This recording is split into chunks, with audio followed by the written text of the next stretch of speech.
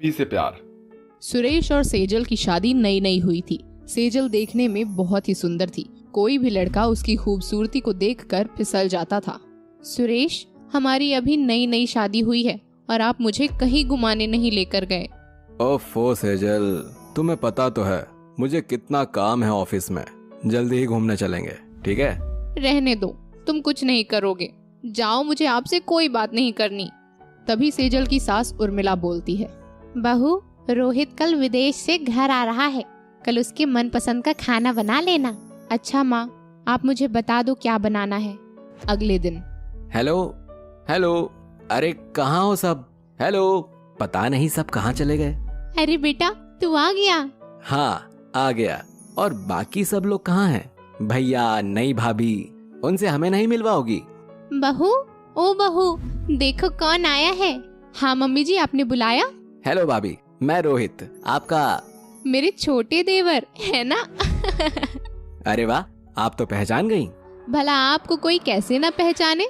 अच्छा, अब आप फ्रेश हो जाओ। ओ भाभी, बहुत दिन हो गए घर का खाना खाए, अब जल्दी से खाना लगा दो। मैं बस यूं आया। तीनों खाना खाने लगते हैं। भाभी, भैया ऑफिस से कब आते हैं? बेटा, वो तो काम में बहुत बिजी रहता है।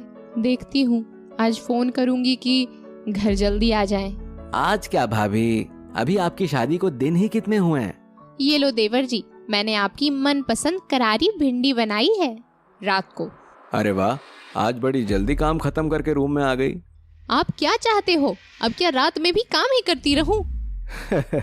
अरे अरे, ये चंडी का रूप क्यों धारण किया हुआ है? प्लीज सुरेश, मैं मजाक के मूड में नहीं हूँ। अच्छा, तुम अपने देवर से मिली? मिल ली मैं जिससे मिलना था। सेजल रोती हुई छत पर चली जाती है। क्या हुआ भाभी, आप रो क्यों रही हो? कुछ नहीं रोहित। मैंने सब सुन लिया। क्या सुन लिया?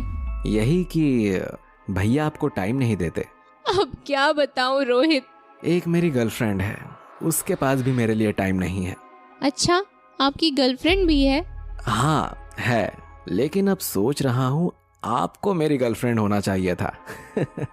अच्छा, मजाक कर लेते हो? मजाक नहीं भाभी, सच बोल रहा हूँ। आप इतनी सुंदर, स्लिम, मस्त फिगर, आपको देखकर तो कोई भी फिसल जाए। हाँ बिना। चलो चलो, अब सोते हैं। साथ साथ? अभी बताती हूँ आपके भाई को। अब मजाक भी नहीं कर सकता। अगले दिन। उठो देवर जी, ये लो आपकी बेड टी।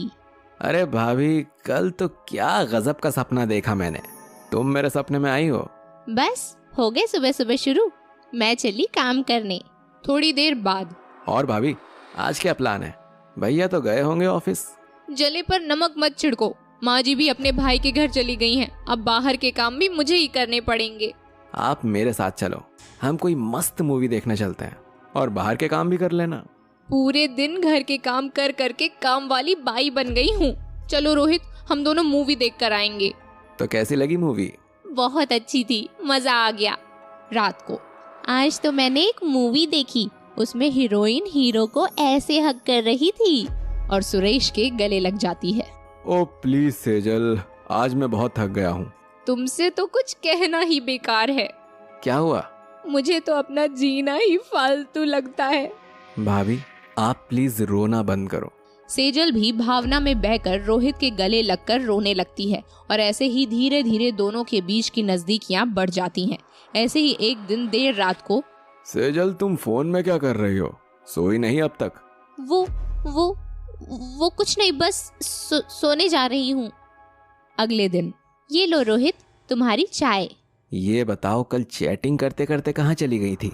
अरे रात को तुम्हारे भैया जाग गए थे तो उन्हीं के डर से फोन रखकर सो गई। ये भैया भी ना देवर भाभी को प्यार ही नहीं करने देते। हटो रोहित, अभी मुझे बहुत से काम करने हैं। ठीक है, तुम काम कर लो, फिर दोनों घूमने चलेंगे। ओ रोहित, तुम मेरा कितना ख्याल रखते हो। आप पर तो मैं अपनी जान भी लुटा दूं। फिर उस दिन दोनों पूरा दिन खूब घूमते हैं और शाम को। सेजल, तुम हमेशा मुझसे शिकायत करती थी ना कि मैं तुम्हें कहीं घुमाने नहीं लेकर जाता। मुझे ऑफिस के काम से 10 दिन के लिए नैनीताल जाना है, तो तुम भी चलना। काम का काम और घूमने का घूमना हो जाएगा। अच्छा ठीक है। सेजल सुरेश के सोने के बाद रोहित के पास जाती है। तुम यहाँ अपने फोन में लगे हो और यहाँ आपके भैया मुझे पता नहीं कहाँ घुमाने ले जा रहे हैं। सेजल सब बताती है। अब मैं तुम्हारे बिना एक दिन भी नहीं रह सकता। कुछ बहाना बनाकर इन्हीं को भेज दूंगी। अच्छा, अब फिर तो रात को किसी का डर नहीं होगा। नैनीताल जाने वाले दिन। रोहित, मेरी तबीयत कुछ ठीक नहीं लग रही। मैं जाना तो चाहती हूँ लेकिन क्या करूँ। चलो कोई बात नहीं, मैं जल्दी ही अपना काम खत्म करके आ जाऊंगा। 10 दिनों तक दोनों को किसी का डर नहीं होता, पर जल्दी ही 10 दिन बीत जाते हैं। ओ सेजल, ये 10 दिन तुम्हारे बिना कैसे बीते बता नहीं सकता। चलो, तुम्हें 10 दिनों में ये तो एहसास हुआ। अरे अब 10 दिन में तो आया हूँ, अब भी मुंह बनाकर बात कर रही हो। जरा पास तो आओ, मुझे अपने गले से तो लगाओ। हटो, मुझे सुबह बहुत काम करने हैं। अगले दिन सुबह नाश्ता करते हुए। सेजल, आज शाम को हम मूवी देखने चलेंगे, मैंने टिकट बुक कर दी है। ठीक है। शाम को। ये क्या सेजल, तुम तैयार नहीं हुई? मैं ना बहुत थक गई हूँ, फिर कभी देखेंगे। भगवान ही जाने तुम औरतों की माया। आधी रात को। अरे ये सेजल कहाँ गई इतनी रात को? सुरेश हॉल में देखने आता है। तभी सामने रोहित के रूम से सेजल निकलती है। तुम यहाँ क्या कर रही हो? कुछ नहीं सुरेश, वो मैं पानी देने आई थी। तुम कैसे जाग गए? ऐसे ही अपने आप आँख खुल गई तो देखने आ गया। आओ अब चलकर सोते हैं। अगले दिन। रोहित, आपके भाई का क्या करें? दिन में माँ जी घर में रहती हैं और रात में सुरेश। मैं तुम्हें नींद की दवाई ला कर दूंगा, तुम उसे भैया के दूध में मिला देना। अब से सेजल रोज यही करती और सेजल वहाँ रोहित के पास जाकर प्यार भरी बातें करती थी। एक दिन।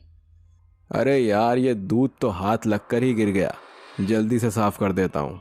सुरेश दूध साफ कर देता है। दोनों सो जाते हैं। आधी रात को। अरे इतनी रात को सेजल कहाँ गई?